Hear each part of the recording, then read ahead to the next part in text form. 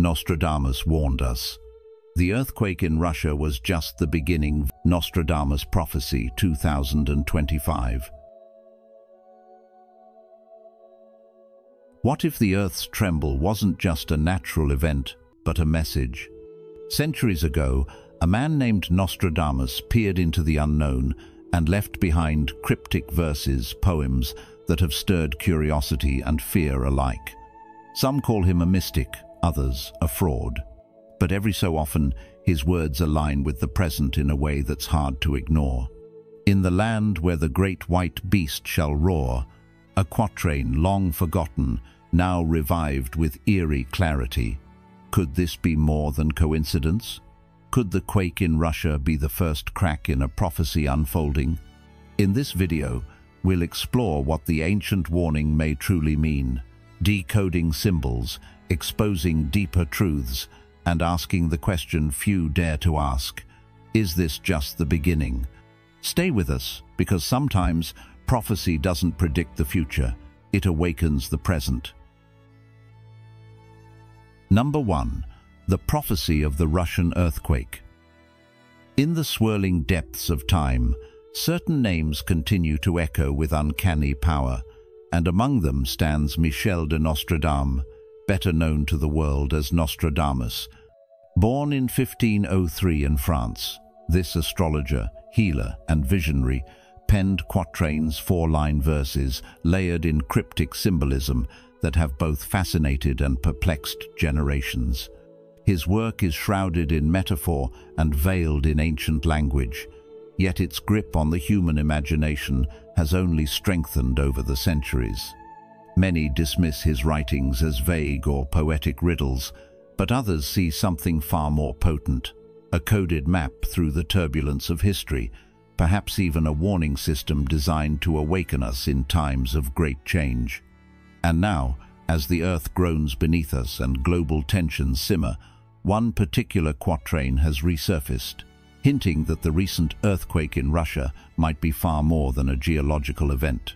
It may, in fact, be a signal that the gears of prophecy have begun to turn once again. Among Nostradamus's lesser-known yet strangely resonant writings lies Quatrain 50, often overlooked, but now drawing attention from both scholars and modern seekers alike. It reads, "In the land where the great white beast shall roar, a trembling beneath shall open the floor. The eagle watches far yet not blind, for the shock of the bear stirs the Western mind." Each line is steeped in symbolism, with meanings that seem to unfold more clearly in the wake of recent events. The great white beast, long interpreted by prophecy analysts as a metaphor for Russia, invokes images of snow-covered landscapes, isolation, and immense primal force. Russia has often been symbolized by the bear, powerful and unpredictable, and in this case, the color white adds layers of cultural and geographical context, referencing its vast Arctic frontiers and stark, frozen power. The phrase, "shall roar," takes on new meaning when interpreted not as a cry of war, but as a deep rumble from within an eruption beneath the Earth's surface. This is not the roar of armies or political declarations, but the sound of tectonic plates shifting, a literal shaking of the land. When this roar comes from within Russia, it signals not just internal unrest or environmental stress. It is a cry from the depths of the earth, hinting at changes that extend beyond physical terrain.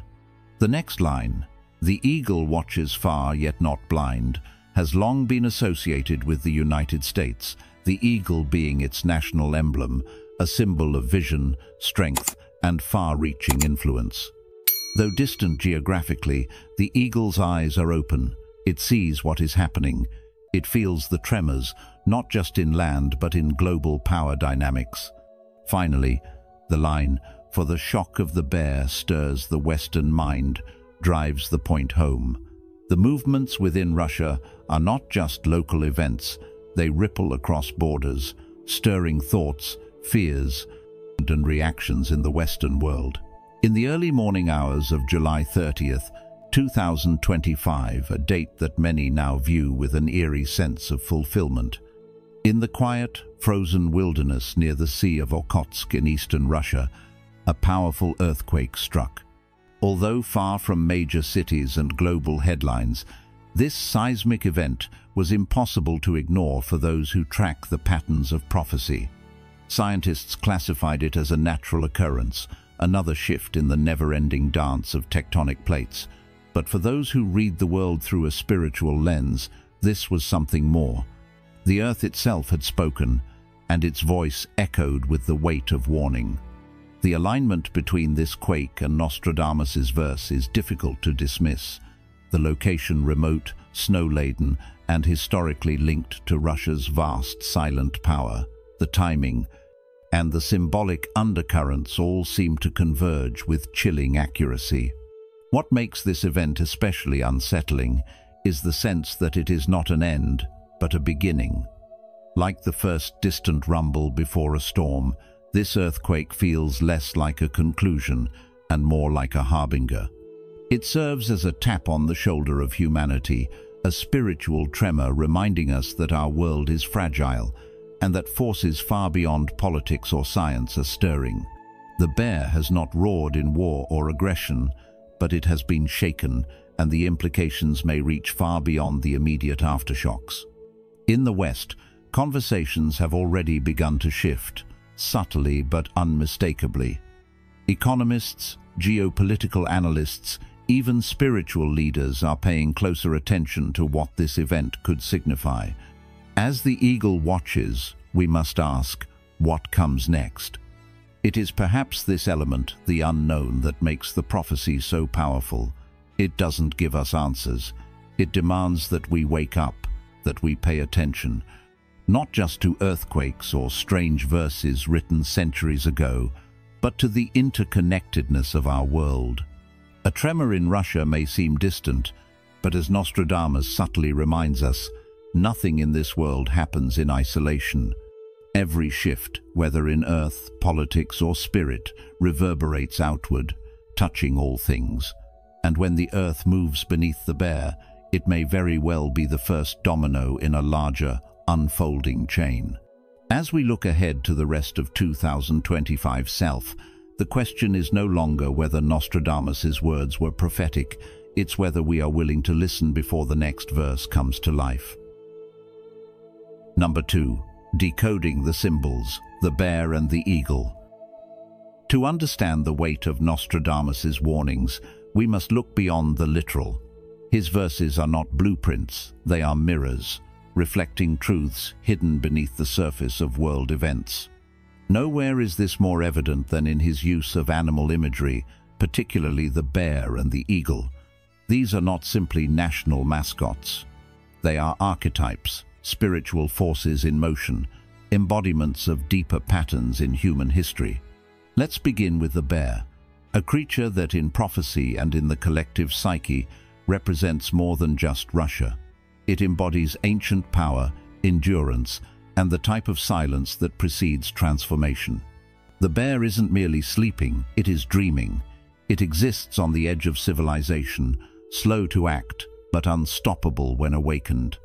But what happens when that slumber is disturbed, not by war or politics, but by something deeper, something seismic?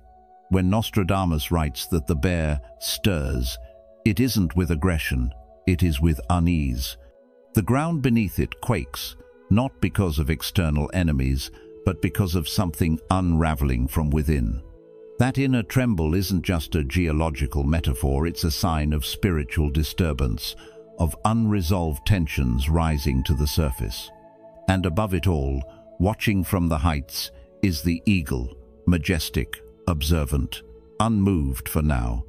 In the Western world, and particularly in the United States, the eagle is a symbol of vision, power, and oversight. But what does it mean when the eagle sees the stirring and chooses to stay aloft? Is it wisdom or denial, strength or paralysis? The eagle watches far, yet not blind. Nostradamus does not accuse the eagle of ignorance. He accuses it of stillness, and that's perhaps more dangerous. To see the signs, to feel the shifting and do nothing, is a form of complicity. It's a test of moral vision. Can power act with purpose, or will it wait too long? In the prophecy, the eagle and the bear are not enemies in battle. They are forces in tension, each responding to deeper movements, perhaps cosmic ones. The bear does not roar in conquest, it trembles in awakening. The eagle does not swoop, it hovers in consideration. This isn't about geopolitics, it's about energy, about archetypal shifts in a world that has drifted from balance. What role do we play in this? What does it mean when the earth speaks and the sky remains still? We often think of ourselves as bystanders in the theater of history, but prophecy demands more. It invites reflection, yes, but also response. Nostradamus's words are not just symbolic, they are invitations, not to fear, but to awareness, not to react in panic, but to act in wisdom. And perhaps that is the true warning here, not that two great nations will clash, but that humanity, as a whole, stands at a precipice of inaction. That we've become so conditioned to watching events unfold, earthquakes, wars, climate shifts, divisions, that we forget we're participants, not spectators. The eagle sees, the bear stirs, and somewhere in between, we must decide whether we will awaken or continue to dream. This is not about predicting doom, it's about recognizing patterns, recognizing that when the earth moves, it reflects more than tectonics, it reflects truth. Deep, shaking truth. The kind that reaches past headlines and touches the core of who we are as a species. Nostradamus did not ask us to decode riddles for curiosity's sake. He asked us to pay attention, to listen when silence breaks, to see when symbols move, and to act before the stillness becomes collapse. So now, as we stand in the shadow of the bear and under the watch of the eagle, the real question isn't what Nostradamus saw, it's whether we're willing to see what's right in front of us. Number 3. Prophetic meaning and warning. Prophecies are not made to entertain. They are warnings encoded in time, flashing like beacons across generations. The earthquake that struck Russia on July 30th, 2025, has quickly become more than a scientific anomaly. For many, it marked the activation of something long dormant, a prophetic tremor, not just beneath land, but across the soul of humanity. 1. The earthquake as a trigger, not an end. This tremor, as the prophecy suggests, may be just the beginning. It serves as a trigger, a crack in the foundation that could unleash further earthquakes, tsunamis, and perhaps even conflict between nations. When the earth moves in one part of the world, it often signals deeper shifts beneath the surface of global stability. In prophecy, natural disasters are rarely just about nature. They are symbolic, often heralding a period of escalating turmoil. This shaking could be the precursor to greater upheaval, economic, military, and environmental. And if the pattern holds, what began in the East will not remain contained there. 2. The moral axis has tilted. Yet the most profound shaking may not be geological, it may be moral. In nearly every sacred tradition, the earth is seen as a living witness, one that responds to human imbalance. When harmony is lost, when values are abandoned, the planet itself becomes unsettled. The 30th of July quake, then, can be read not only as a physical disturbance, but as a mirror held up to mankind. What does it reflect? For Russia, a nation symbolized by endurance and secrecy, the tremor hints at deep internal ruptures, discontent beneath the surface. For America, long considered the symbolic eagle, the message is more subtle, yet equally urgent. Awareness without action is no longer enough. Both nations, in their own way, face a reckoning not with enemies, but with themselves. Pride, division, spiritual apathy, and erosion of moral clarity have all widened the fault lines. The question is not whether nature is reacting to us. The question is whether we have drifted so far from our moral center that even the earth can no longer remain still. This is not punishment, it's reflection, a call to realignment. 3. A biblical echo, the sixth seal and the shaking of heavens. To those steeped in scriptural prophecy, this event carries a chilling resonance. In Revelation 6, the opening of the sixth seal ushers in a massive earthquake. The sky darkens, the moon turns red, stars fall, and the powerful hide in caves, crying out in fear. These are not literal portents for all, but they are symbolic of a time when the veil is torn and reality confronts us with truth. That truth is this: we are not as unshakable as we believe. Many believe the 30th of July quake may be the first spiritual seal breaking in our era, not in dramatic Hollywood fashion, but as a quiet activation, a sign that what was once metaphor is beginning to manifest. The earth groans, not in rage, but in sorrow, and its message is written not in flame or thunder, but in the tremble beneath our feet. This is a prophecy in motion, not in retrospect. The danger now is misinterpretation. Not that we think the prophecy was false, but that we believe it's already finished. Prophecy rarely speaks in punctuation marks. It speaks in unfolding paragraphs. This earthquake was not the conclusion, it was the introduction. If we shrug it off as coincidence or package it as a geopolitical data point, we risk missing the deeper signal. A warning not just to leaders and nations, but to each person. What in you has become unstable? What within your spirit is cracking? Because when the earth begins to stir, it's not just land that is in motion, it is conscience. This is not about fear, it is about focus. The path ahead does not have to lead to devastation, but ignoring the warning signs ensures we arrive there.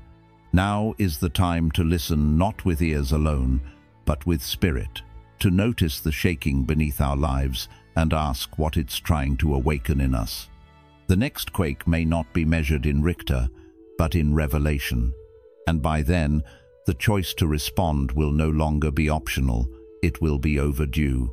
If you've watched up to this point, you're already uncovering the deeper truth behind Nostradamus's warnings and what they might mean for 2025. Comment below with Future Watcher to show you're ready to face what's coming with open eyes and a prepared mind. Don't click away, there's more to reveal that could shift how you see the future. Stay with us until the end to unlock the next piece of this powerful prophecy. Number 4. A global wake-up call. The earth does not move in isolation. When the ground shifts beneath one corner of the world, it sends ripples across continents seen or unseen. The quake that struck Russia may have begun deep beneath a frozen landscape, but its message is not bound by borders. In prophecy, there is no such thing as distance. There is only impact. 1. No tremor is local anymore. In today's world, a single disruption, be it seismic, political, or spiritual, echoes globally. What began as a violent jolt beneath Siberia has already stirred fault lines in other realms. Supply chains faltered, defense systems recalibrated, markets held their breath. Fear spread not because of what happened, but because of what it might mean. Prophetic warnings remind us that collapse rarely begins with a headline. It begins with subtle shifts, signs we are conditioned to ignore. A tremor here, a pattern there. But in the language of prophecy, these signs are never isolated. They are interconnected signals from a world out of balance. 2. The illusion of safety must end. For too long, powerful nations have believed themselves immune, shielded by oceans, military might, wealth, or tradition. But prophecy doesn't honor strength, it tests it. When a moral foundation weakens, no fortress can hold. When spiritual decay takes root, no system is stable. This quake was not a punishment, it was a rupture in illusion, a reminder that no matter how advanced our technology or how loud our politics, we remain vulnerable to the forces beneath and above us. It's not about fear. It's about recognition. No society is untouchable when it drifts too far from truth, humility, and conscience. 3. This is humanity's crossroads. What shook on July 30th was more than land. It was a warning, not just to Russia, not just to America, but to every nation, every institution, every individual. A signal that we are entering a season of reckoning. Environmental, moral, spiritual, and geopolitical structures are straining. The tension is no longer hidden. It's felt in weather, in language, in silence, in unrest. This is not a call to panic, it's a call to alignment. We must ask, what have we ignored for too long? What truths have we traded for convenience? What must change before the next rupture arrives? This is not about preparing bunkers.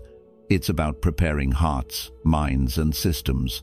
It's about courage, clarity, and the willingness to act while there's still time. The earth is speaking now, it's our turn. Prophecy has done its part. It whispered in riddles, then it rumbled beneath our feet. The next move is not written, it's chosen. We stand now in the quiet between tremors, a global pause, a sacred chance to listen deeper than we ever have before, not just to ancient words, but to the world itself, and to the part of ourselves that still knows what's true. Because if we wait for the next quake to convince us, it may not come with warning, it may come with consequence. History is not yet sealed, but when the ground moves again, may we be found awake, not afraid, not divided, but ready. What you must do now, practical steps in a prophetic hour. Prophecy is not entertainment. It's not a ghost story or a bedtime riddle. It is a warning, a mirror, a call to act. If the signs are real, and they are, and if the shaking has begun, and it has, then the only question left is, what will you do? Here are the steps you must take right now, not out of fear, but out of wisdom. Because waiting is no longer an option. Number 1. Wake up spiritually. In these uncertain times, when headlines grow heavier and the pace of life seems to leave no room to breathe, one essential call rises above the noise. Wake up spiritually. This is not about adopting a particular religion or joining a movement. It is about returning to what is eternal and unshakable within you. Whether you find that center through your faith, nature, meditation, or the quiet questions whispered in solitude, now is the time to reconnect with your inner compass. In the words of the Buddha, just as a candle cannot burn without fire, men cannot live without a spiritual life. Spiritual awakening isn't some lofty ideal. It's a necessity when the world around us begins to shake. It begins when we become honest about the condition of our inner world and turn inward to clear away the clutter of distraction, fear, and confusion. Take time to pray if prayer speaks to your heart. Sit in silence if your soul seeks stillness. Read sacred texts not only to gather information, but to allow truth to speak to your condition. Begin asking the harder questions. Who am I really? What do I value beyond the material? Where do I turn when nothing outside can offer peace? In moments of crisis, the surface level of life, jobs, routines, even relationships can feel unstable, and that's when we must know with clarity where our soul stands. There is a Zen story of a man running from a tiger. In his panic, he falls over a cliff and clings to a vine. Above him waits the tiger, below another. Then he sees a ripe strawberry. He plucks it and eats it. How sweet it tasted. This is the paradox of spiritual awakening. It is not about escaping life's tigers, but learning how to live awake in the midst of danger, grounded in what is real. Spirituality in modern life doesn't require withdrawing from the world, but rather engaging with it more consciously. Wake up to the life you are living. Notice where you've been numb, where you've silenced your intuition, or followed the crowd instead of your conscience. The 21st century is full of noise, social media, polarizing opinions, constant productivity, but silence is the gateway to wisdom.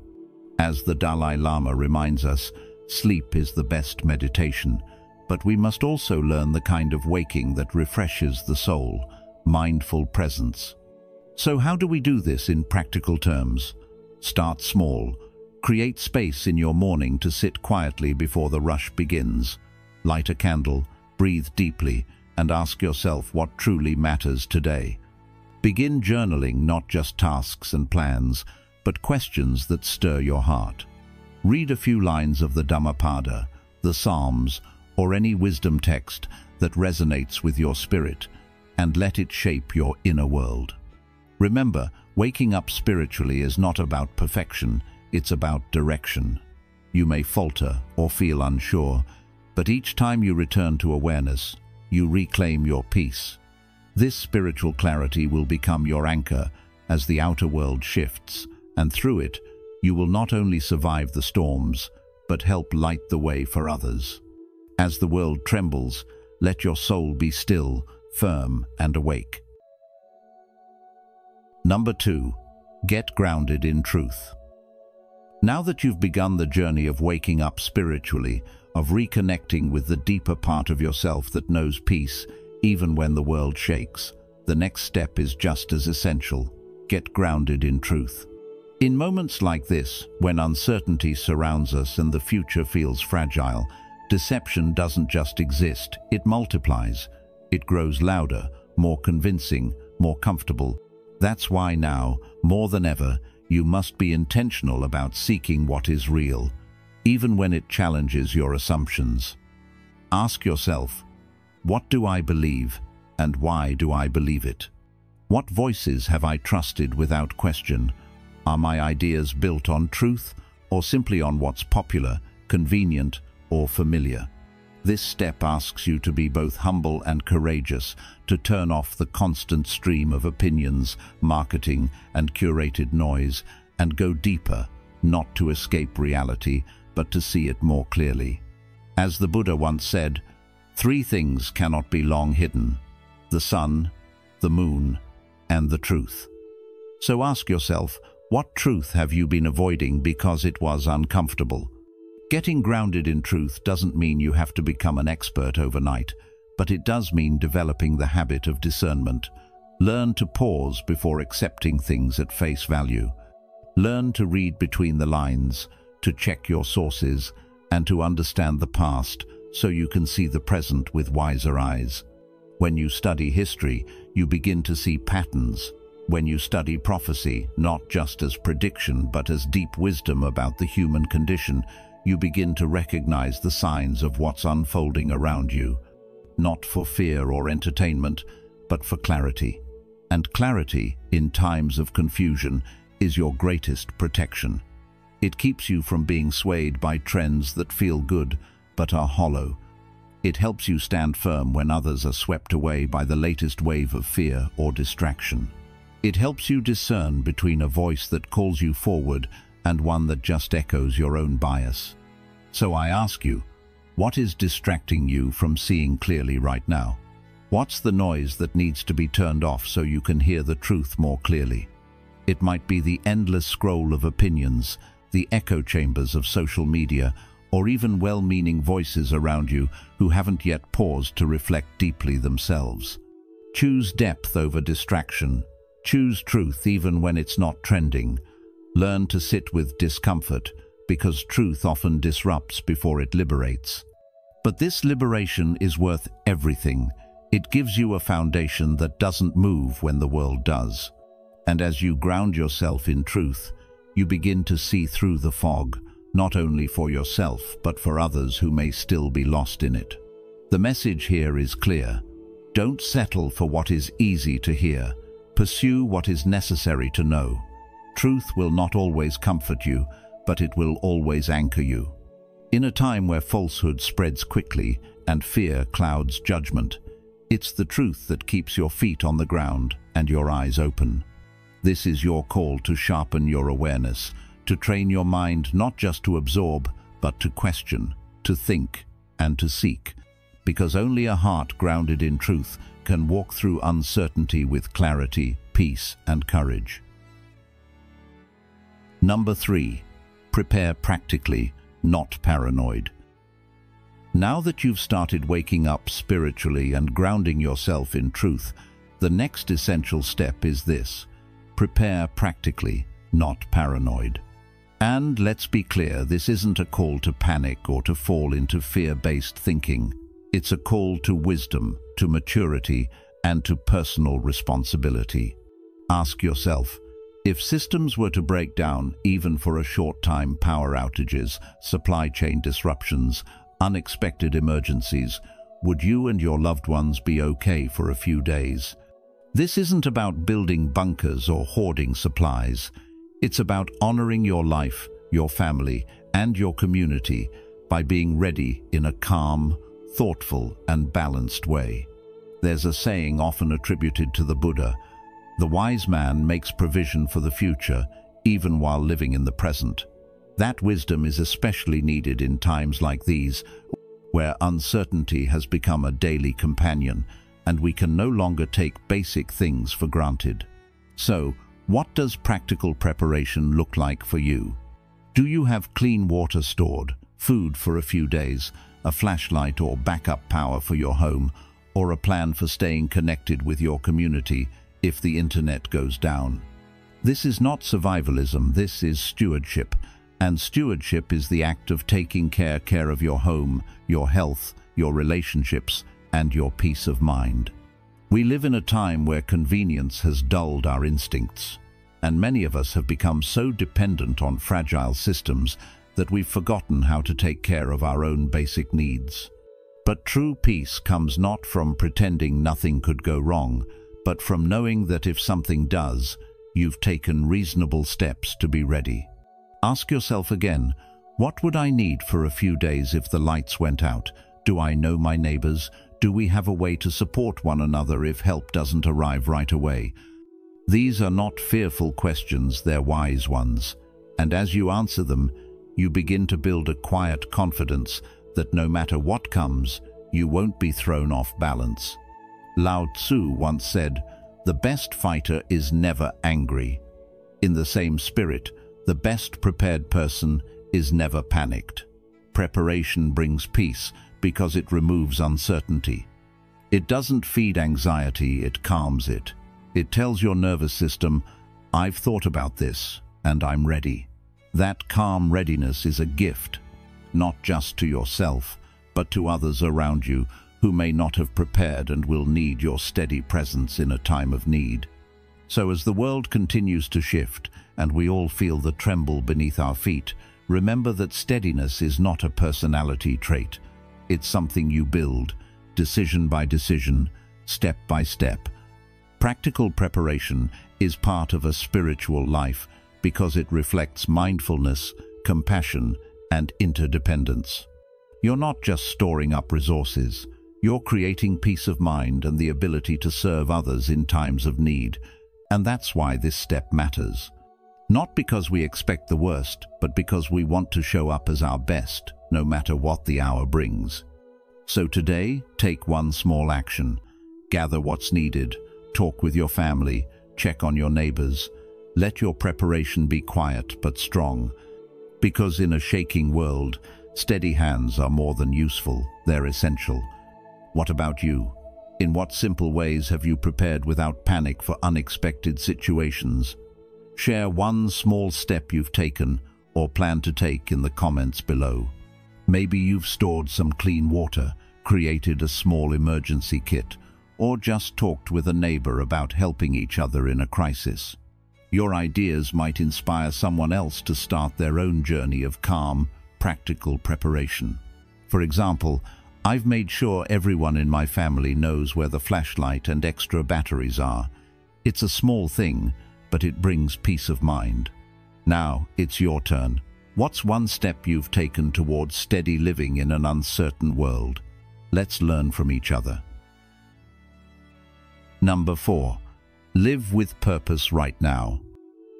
After waking up spiritually, grounding yourself in truth, and taking wise, practical steps to prepare without panic.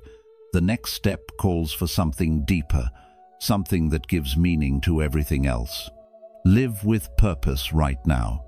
Too many people keep waiting for the perfect moment to start living intentionally, but the truth is, life rarely offers that kind of clarity. The world is already trembling, the future already uncertain, so if not now, then when? This is your invitation to stop postponing what truly matters. Ask yourself honestly, am I living in alignment with what I say I believe? Are you spending your energy, your gifts, and your limited time on something meaningful, or are you simply trying to get through each day, hoping that clarity or peace will come later? As the Buddha taught, there are only two mistakes one can make along the road to truth: not going all the way and not starting. The world doesn't need more noise or scattered opinions. It needs people who are awake, grounded, and alive with purpose.